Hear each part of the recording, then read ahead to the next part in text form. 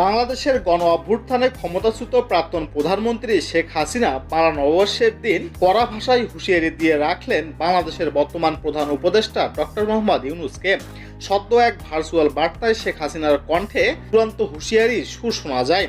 এই অডিও বার্তায় মোহাম্মদ ইউনূসের বিরুদ্ধে ক্ষোভের পারদ তুঙ্গে রেখে শেখ হাসিনা বলেন, আমি আরেকটা খবর দিতে চাই, শ্রমিকদের করা মামলায় শ্রমিক আদালতে ইউনূস কিন্তু সাজাপ্রাপ্ত আসামি।